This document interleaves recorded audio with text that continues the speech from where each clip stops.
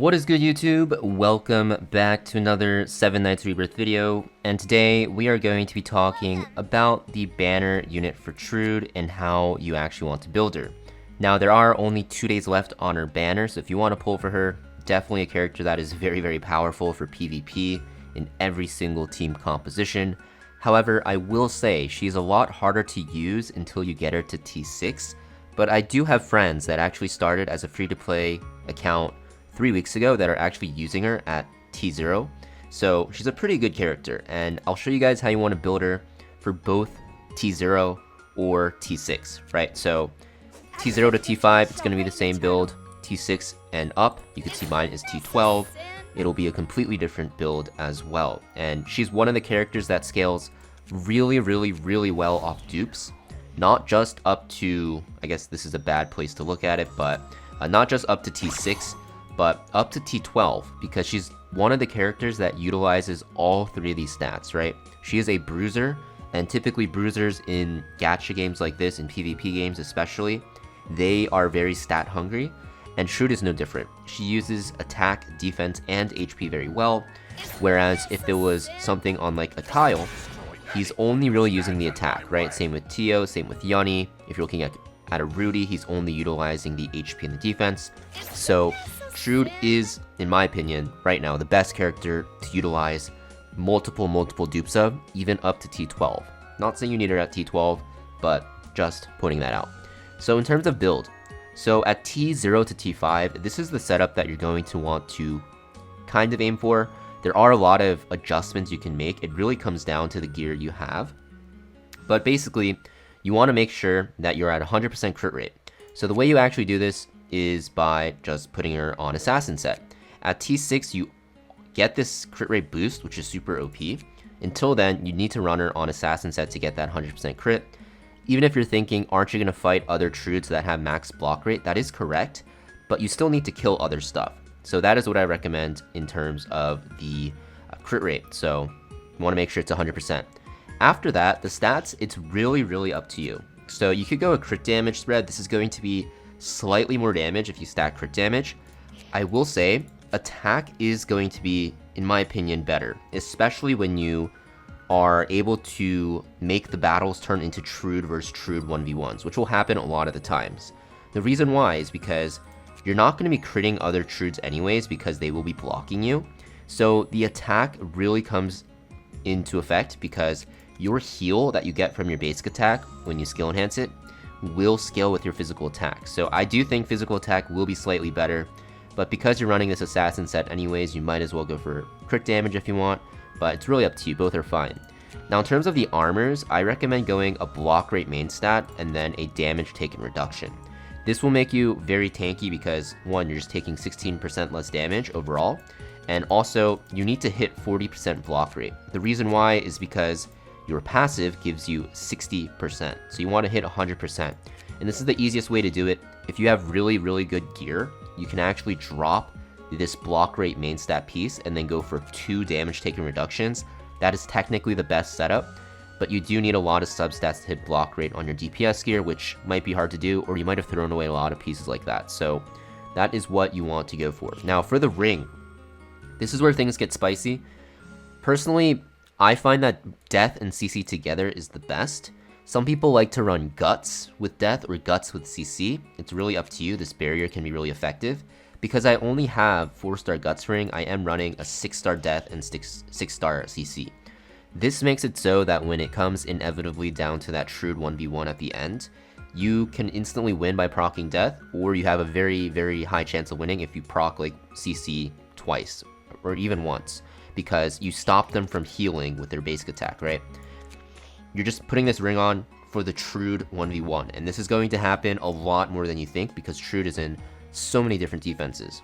Now in terms of what CC you want, if I had to choose, Freeze is going to be really good, Shock is going to be very good. I think they both scale with your attack. That's why it's pretty good. I think Petrify is also another one, so let me actually make sure because I don't want to give you wrong information. So Petrify, yeah, you can see the afflicted target would take damage equal to 120% of the caster's attack. If we look at Shock, which I think Eileen has, you'll see Shock will also scale with your attack. And Freeze, which is what Spike has, I think will also scale with your, I guess it scales with your max HP, which is fine as well. So those are the best CC rings. I have her on Paralysis because that is just what it rolled into. Any CC is fine, but if you had to choose, those 3 that I mentioned will be very, very good. Now, in terms of if you have her at T6, so this is the T6 setup I have. So I'll just switch over to it. You can see the build is a lot different. You don't go for any crit rate, and you want to focus mostly on weakness hit chance, and you do have a lot more room to get some physical attack. So what I'm running is this: crit damage weapon, weakness hit chance weapon, block rate weapon, and also damage taken reduction. If I could make any changes, I would eventually switch this block rate, like I said, to damage taken reduction, just so that I take less damage in the 1v1.